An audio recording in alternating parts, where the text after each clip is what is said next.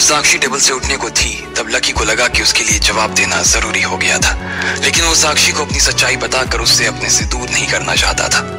साक्षी उसकी उन दोस्तों में से थी जिसने उसका मुश्किल वक्त में साथ दिया था।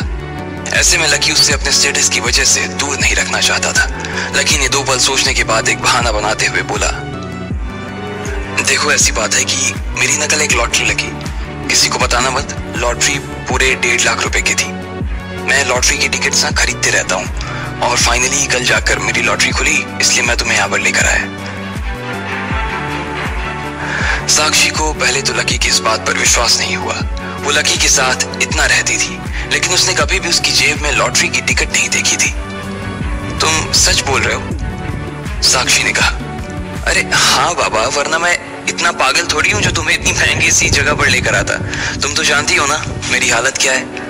लकी ने खिसियाकर मुस्कुराते हुए कहा, तो जब तुम्हें अपनी हालत का अंदाजा खुद ही है तो फिर तुम मुझे इतनी महंगी जगह पर क्यों लेकर आए?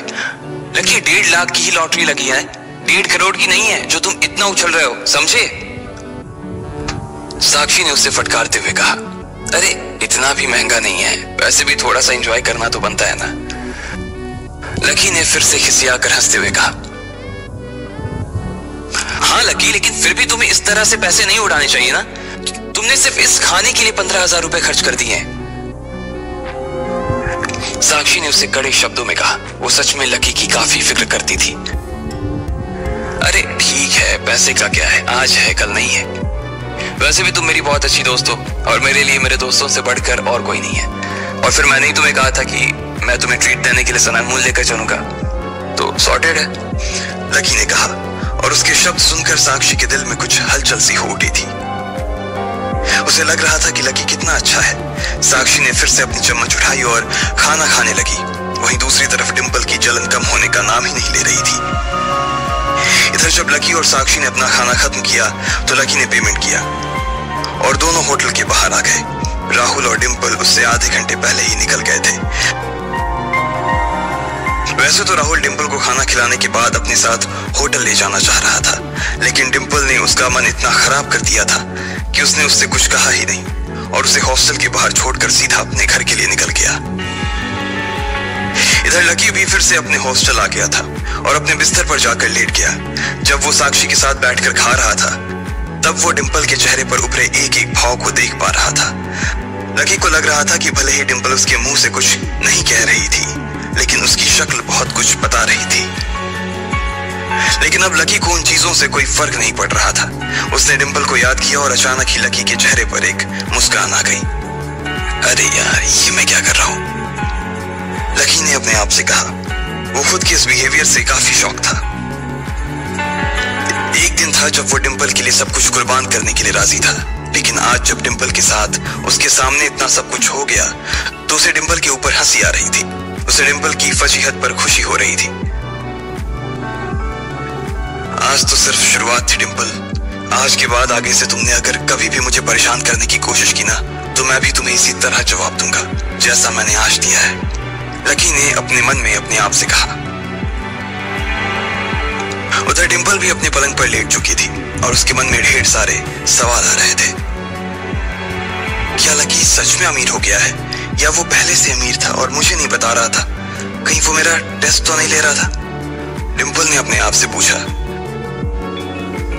डिंपल इन सब सवालों के जवाब जानना चाहती थी और इसलिए उसने सोचा कि वो अपने ईगो को साइड में रखेगी और साक्षी से जाकर इस बारे में बात करेगी।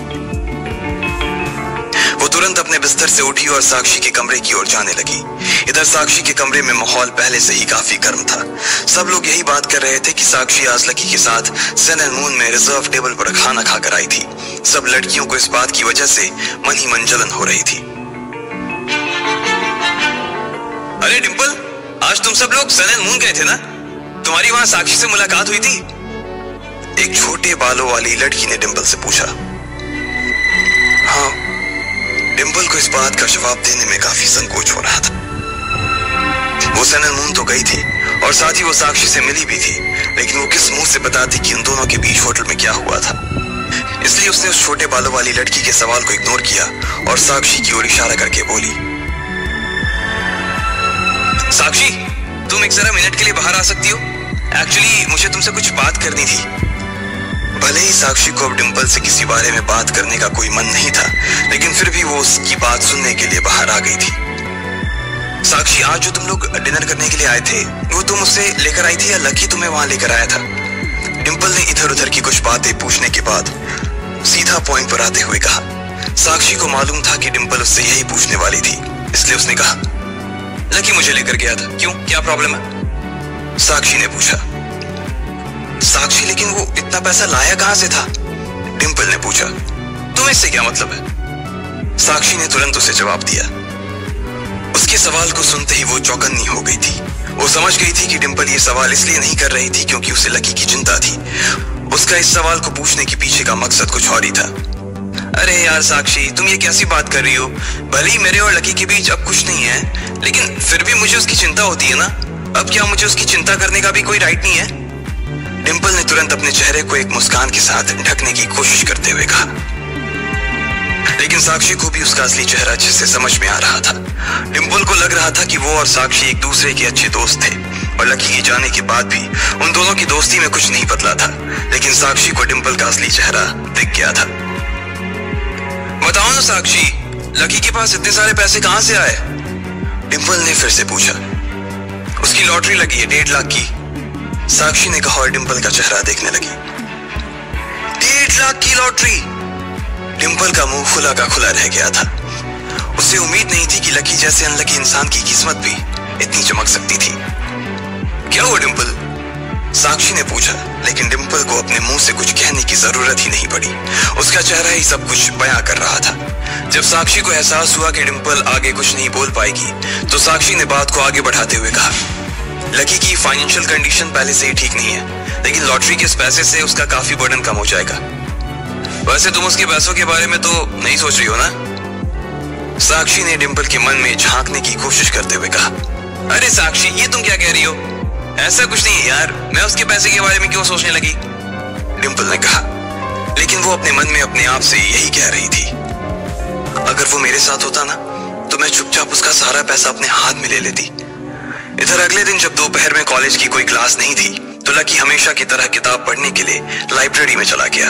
लकी जब सीढ़ियों से चढ़कर ऊपर की ओर जा ही रहा था, तो उसे पीछे से किसी की आवाज आई। लकी! लकी ने इस आवाज को सुनते ही पहचान लिया था। ये उस लड़की की आवाज थी जिसे वो कभी भूल नहीं सकता था। जैसे उसने पीछे मुड़कर देखा, तो उसने पाया कि डिंपल खड़ी थी।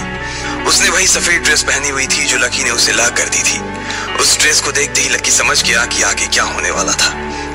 उसकी शक्ल देखते ही लकी को मन ही मन हंसी आ रही थी। उसे मालूम था कि डिंपल ऐसा ही कुछ करने वाली थी। लकी सीढ़ियों के ऊपर रुका हुआ था और डिंपल सीढ़ियों के नीचे खड़ी थी। वो मुस्कुराते हुए लकी के पास जाने के लिए सीढ़ियां चढ़ने लगी और फिर बड़ी मिठास के साथ लकी से पूछने लगी, लकी, क्या मैं इस ड्रेस में अच्छी लग रही हूँ? बात क्या है वो बताओ सीधा। लकी ने सीधा पॉइंट पर आते हुए कहा। उसकी आवाज को सुनकर ही डिंपल समझ गई थी कि वो आज नाराज था। डिंपल को लकी का इस तरह से बात करना अच्छा नहीं लग रहा था। उसने अपना मुंह गोल सा बनाया और बोली, तुम ऐसे क्यों बात कर रहे हो? हमने इतना सारा क्वालिटी टाइम एक दूसरे के साथ स्पेंड किया है, हमारी एक दूसरे के साथ इतनी ब्यूटीफुल मेमोरीज हैं, फिर तुम मेरे साथ इतना रूडली क्यों बिहेव कर रहे हो? डिंपल ने कहा और लकी की ओर एक कदम बढ़कर उसका शर्ट खींच लिया। जब भी लकी से उसे कोई बात बनवानी होती, वो इसी तरह से लकी का शर्ट खींच लेती थी। जैसे ही वो इस तरह से लकी के कपड़े खींचती, लकी भी उसकी तरफ पागलों की तरह खींचा चला जाता था। लेकिन आज कुछ अलग ही हुआ। जैसे ही डिंपल के हाथ लकी के कपड़ों पर आए, लकी ने उसके हाथों को झटक दिया। फिर लकी ने उसे घूरते हुए देखा और बोला, अगर कोई बात नहीं है तो मुझे जाना है, काम है मुझे। लकी ने कहा और वो लाइब्रेरी के अंदर दाखिल हो गया। उसका इस तरह का बर्ताव देखकर तो डिंपल अपनी जगह पर मानो जम ही गई थी। इससे पहले तो लकी उसे गरीबी में भी रानी बनाकर रखता था, लेकिन आज तो उसने उसे जरा सा भी भाव नहीं दिया। कुछ ही दिनों में लकी में इतना बदलाव आ जाएगा, डिंपल को इस बात की बिल्कुल उम्मीद नहीं थी। लकी, मेरा मन कर रहा है ना कि तेरा मुंह तोड़ दूं। इतनी जल्दी तेरे दिल की सारी फीलिंग्स खत्म हो गई? जो तू प्यार मुझसे करता था उसे तो भूल गया? डिंपल ने अपने आप से कहा और जमीन पर पैर पटकने लगी। फिर वो जाते हुए लकी को रोकने के लिए बोली, लकी, लकी। उसकी आवाज बहुत तेज थी। जैसे ही वो इतनी जोर से चिल्लाई, आसपास पड़ने वाले लोग सभी उसकी ओर देखने लगे। सबकी नजरें डिंपल की ओर टिक गई। लाइब्रेरियन भी उसी की ओर देख रहा था। लकी, तुम क्या मुझे एटीट्यूड दिखाने की कोशिश कर रहे हो? पिछले साल जब ढेर सारे लोग मेरे पीछे पड़े थे, जब ढेर सारे सरकारी नौकरी करने वाले के बेटे, ढेर सारे बिजनेसमैन के बेटे और ऐसे लड़के जिनकी फाइनेंशियल कंडीशन काफी अच्छी थी, उन सबको छोड़कर मैं सिर्फ तुम्हारे पास आई थी। मैंने उन सबको रिजेक्ट करके तुम्हें सेलेक्ट किया था। मैं तो तुम्हारे साथ कहीं भी खाने को, कहीं भी जाने को राजी हो जाती थी। मैंने तुम्हारे साथ सड़क के गोलगप्पे भी खाए और टपरी की चाय भी पी है, पर मैंने तुम्हारे साथ कभी इतनी बुरी तरह से बिहेव नहीं किया जितना तुम अभी मेरे साथ कर रहे हो। क्या तुम्हें मुझसे शर्म आ रही है? डिंपल ने उसी तरह से सबके सामने चिल्लाते हुए कहा। वो जितनी जोर से हो सकता था उतनी जोर से चिल्ला रही थी। जब उसने अपनी बात खत्म की तो उसकी आंखें लाल हो चुकी थी। उसकी बातें सुनकर सबको ऐसा लग रहा था कि वो एक बहुत ही सच्ची और ईमानदार प्रेमिका थी जिसके साथ लकी ने धोखा किया था। सभी लोग जो वहां बैठे थे वो डिंपल की इस बात को सुनकर उसकी ओर आकर्षित हो गए थे और अब वो लकी के जवाब का इंतजार कर रहे थे। गधे, अबे ओ गधे, इस बेचारी ने तेरे लिए इतना कुछ किया और तू इसी को छोड़कर जा रहा है? ये बहुत ही बुरी बात है। कुछ लड़के ने डिंपल की तरफदारी करते हुए लकी से कहा और डिंपल को शांत करवाने लगे। अरे तुम इस पागल के पीछे क्यों पड़ी हो? छोड़ो इसका चक्कर। एक लड़के ने डिंपल के कंधे पर हाथ रखते हुए कहा। अरे तुम तो फूल के जैसी हो और फूल गोबर में बड़ा अच्छा नहीं लगता, उसे तो फ्लावर वास में होना चाहिए। इस जैसे लड़के के लिए तुम्हें उदास होने की ना बिल्कुल जरूरत नहीं है। एक और लड़की ने डिंपल की दूसरी ओर आकर खड़े होते हुए कहा। लकी को इधर समझ ही नहीं आ रहा था कि आखिर डिंपल करना क्या चाह रही थी। जो भी वो कह रही थी लकी को मालूम था कि वो सच नहीं था। ना तो कोई सरकारी दफ्तर में काम करने वाला लड़का और ना ही कोई बिजनेसमैन का लड़का डिंपल का पीछा कर रहा था। और भले ही वो गरीब था, लेकिन जब भी वो कभी होटल में कमरा लेते तो लकी ने कभी 1000 रुपए से कम का कमरा नहीं लिया था। और कमरे में जाने के बाद भले ही डिंपल उसके साथ चली जाती थी, लेकिन वो उसे कभी छूने नहीं देती थी। इधर लकी को भी कुछ लड़कियों ने घेर लिया था। वो उसके आसपास आकर खड़ी हुई और बोली, अरे बेचारी इतनी अच्छी लड़की है, फिर क्या प्रॉब्लम है तुम्हें? एक लड़की ने कहा। इससे पहले कि लकी उससे कुछ कह पाता, दूसरी लड़की ने कहा, देखना बाद में तुम्हें बहुत रिग्रेट होगा। अगर तुमने इस लड़की के साथ फिर से पैचअप नहीं किया तो हम तुम्हें पूरे कॉलेज में बदनाम कर देंगे।